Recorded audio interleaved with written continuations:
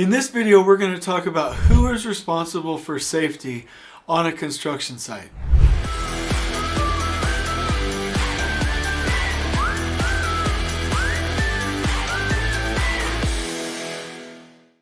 This is important because safety affects everybody, and not just everybody on the construction project, but their families as well. In this video, I'm going to talk about some things we can never do when it comes to safety. How you can think about safety to where it'll really stick. So if you're interested in this, if you want to know how to elevate your game on your project site, this video is for you. So by the time we're done with this video, you'll understand that safety is a mindset, not just a task. So let's get right into it. So first and foremost, what is safety? I think most of the people searching this on the YouTube channel or looking at it anywhere online probably has a high level understanding of what safety actually is, but let me go ahead and explain it in my words. Safety at its core is really when people are able to go home the exact same way they came to work. As a fundamental principle, as a fundamental concept, that's really what it means. It means that the environment is there shaped so that they can go home the same way they came. The human behavior, the person themselves, is committed to being safe and, again, come home the same way they arrived at work. So I do want to talk about a couple of concepts here that I think will really elevate our game. And I want to differentiate them between who is ultimately responsible, who is practically responsible, and from an engagement standpoint, who is responsible. So there's three different categories, but let's just go ahead and get a couple things established by way of a foundation. Safety is really a value and a priority, because if it was a priority, we all know that priorities change, right? This is a priority one day and then it changes the next, right? So safety can be a priority, but it can't just be a priority. It also needs to be a value. It's something that you really value in your heart and in your mind, something that's non-negotiable. It's not something that you can violate because it's a core value. So that's really how individuals and companies need to look at it, is that it's a value, not just a priority. It can be both, but it has to be a value. The other thing, when you look at construction, people will say, and they're not wrong about this, cost, schedule, production, quality, and safety are all equal. That's true, and you'll often hear me say that schedule comes first to enable the rest, but safety has to be the most important out of all of those. There's been times in my career where I've said, hey, we've got 2 or 3 people on vacation, it's a busy time right now, let's not worry about this, and this. As long as we can keep people safe today, that's all I'm worried about. Let's keep people safe. They come to our job site, they go home safe. We won. That's a winning day right there. So just so you know, that's how I look at it. So let me get passionate here for just a minute. Who is ultimately responsible? And you may disagree with little points that I have here, but the superintendent is ultimately responsible for the safety of their project. There is no way to delegate safety, meaning superintendents that would say, hey, I'm delegating this, I've delegated safety. That's just not a thing. Like, it's just not something we do. Superintendents never delegate safety. They are responsible for it. They think about it, they eat it, they sleep it, they dream about it, they think about it in their spare time. Their hobby is safety. First thing they do when they come into the project in the morning is think about safety, make sure that it's safe. Superintendents do not delegate safety. It's just one of their fundamental responsibilities. Now here's why I say that they're the ones that are ultimately responsible, because let me just give you like an example or a story. Let's say that there's workers that are coming in for an orientation, right? The orientation, maybe 1 or 2 of them didn't understand what was covered in the orientation. They go through the rote process, they get their sticker, they come onto the project site, and somebody sympathy voted them, meaning never made sure that they understood the requirements and allowed them to come work in a dangerous environment. The only way situations like that are going to stop is when superintendents are like, nobody comes on this job site unless they are committed to being safe. Nobody comes on this job site unless I've determined that they are able to be safe. Nobody does any tasks that they're not trained for. I have allowed people to work on this project site based on their qualifications, and families are expecting me to send them home safe. Meaning that little Johnny, little Susan, the spouse or the husband are not like, oh, hey, I guess that one thing didn't take place. I guess it's okay. No, they're going to be like, what superintendent didn't send my husband or my wife home today? Who didn't make sure that this project was safe? And it's going to come down to the superintendent. Legally, morally, ethically, the person that's going to remember, the person that's going to bear the weight of that accident on their shoulders is the superintendent. The superintendent is ultimately responsible. People are counting on her or him to send people home safely. So there cannot be any of this, I delegated it, oh, this certain thing happened, this was happenstance, this was circumstance, unfortunate event. No, people are either safe or they're unsafe based on what the superintendent has decided.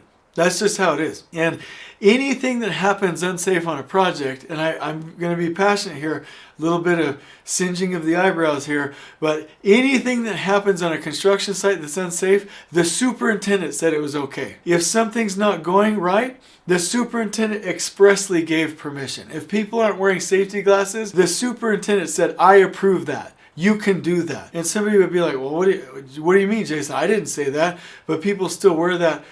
Don't wear their safety glasses. They're not safe on my job, but I didn't give them permission. Yes, you did. You did give them permission because you tolerated it. So anybody that is interested in this subject, I'd like you to write something down. The success of any organization is determined by the worst behavior the leader is willing to tolerate. That's it. If it's happening, the leader tolerated it. And all of it can stop tomorrow as soon as we stop tolerating it.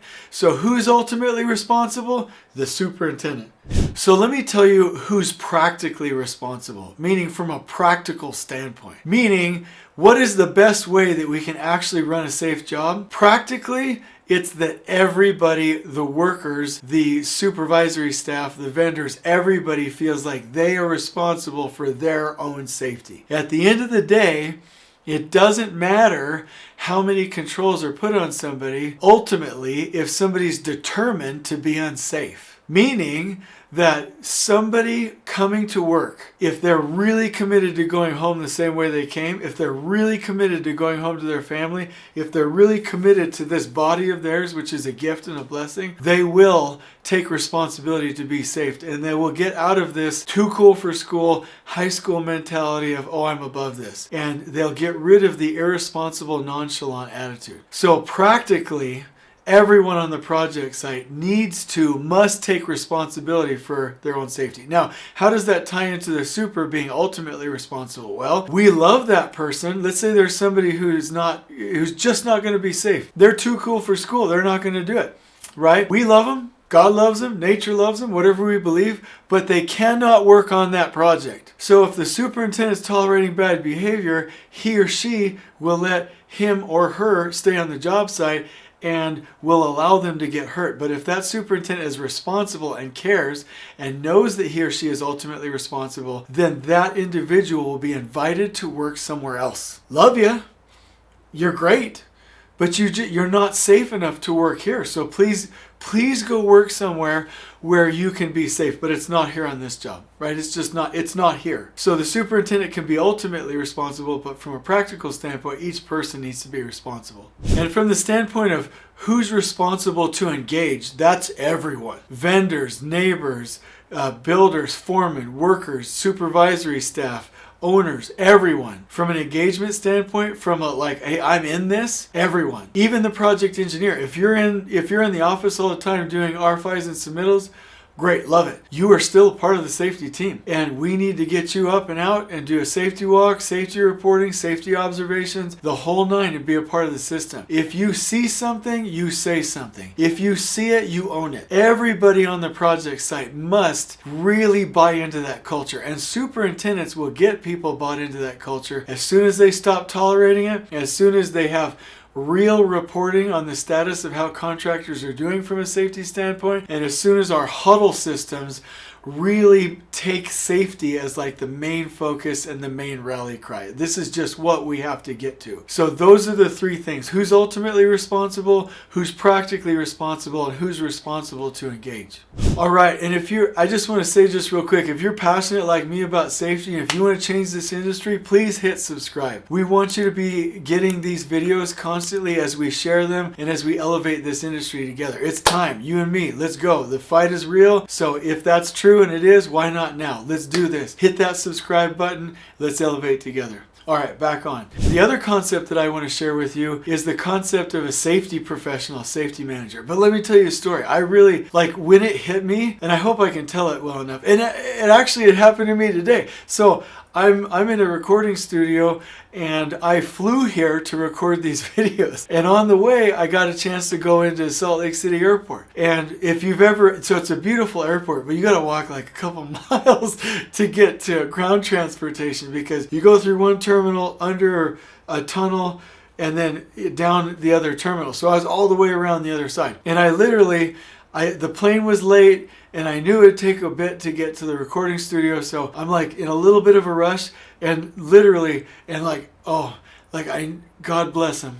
I love him, and I'm super annoyed. Like, these people will get on a moving walkway and stand there, and not just stand there, block the way. So I'm trucking along, do. I'm like, all right, we got this. We got a moving walkway here. I'm gonna be there in no time. And then I'm like, oh, this is horrible.